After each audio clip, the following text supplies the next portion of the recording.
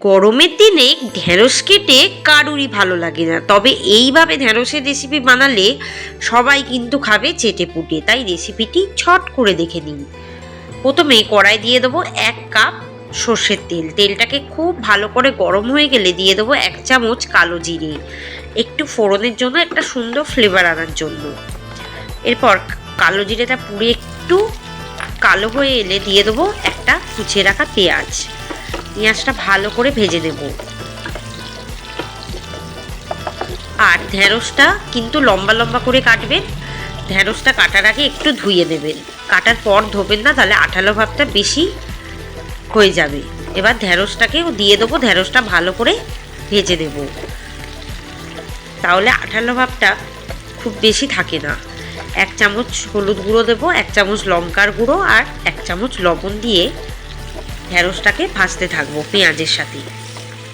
পেঁয়াজটা যখন একটু মজে যাবে তখনই কিন্তু ঢেঁড়সটা দিতে হবে।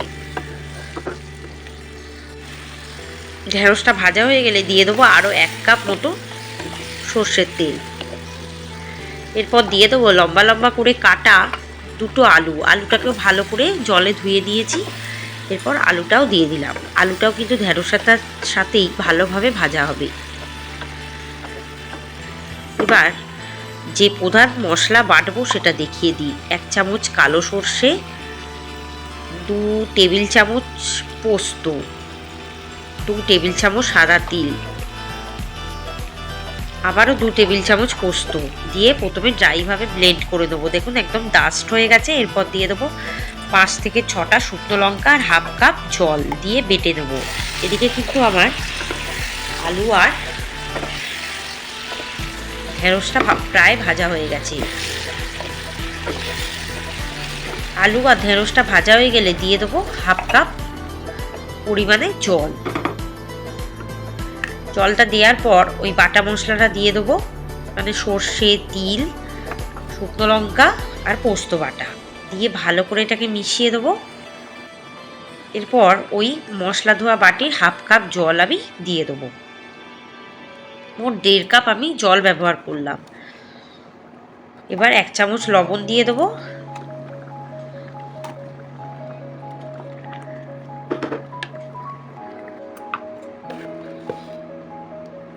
এবার 1 চামচ চিনিও দিয়ে দেবো, একটু স্বাদটাকে ব্যালেন্স করার জন্য।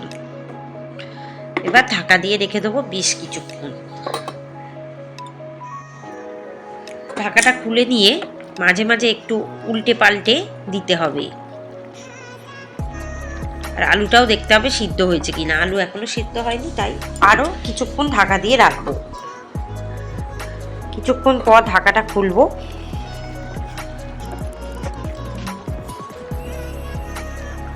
দেখুন আলুটা কিন্তু প্রায় সেদ্ধ হয়ে গেছে। একটু মাখা মাখা করতে এটাকে ভাপে আমাকে রান্না করতে হবে। আবার দেখবেন ঢেঁড়সটা যাতে বেশি না গলে যায়।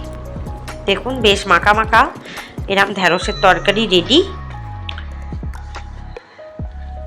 রেসিপিটি ভালো লাগলে চ্যানেলটিকে অবশ্যই সাবস্ক্রাইব করবেন। এই রেসিপিটি অবশ্যই বাড়িতে বানিয়ে দেখবেন, ভীষণ সুন্দর টেস্ট হয়। যারা ঢেঁড়স পছন্দ করেন না তারাও খাবেন চেটে পুটে। এই রেসিপিটি বাড়িতে ট্রাই করে আমাকে কমেন্টে জানান কেমন লাগলো। চ্যানেলটিকে সাবস্ক্রাইব করে দেবেন, বেল আইকনে ক্লিক করবেন যাতে ভিডিও ছাড়ার সাথে সাথে আপনাদের কাছে পৌঁছে যায় নোটিফিকেশান। আরও অনেক রেসিপি আসছে, তাই আমার চ্যানেলে চোখ রাখুন। ভালো থাকুন, সুস্থ থাকুন, সাবধানে থাকুন। আজকের রেসিপি এখানেই সমাপ্ত হলো।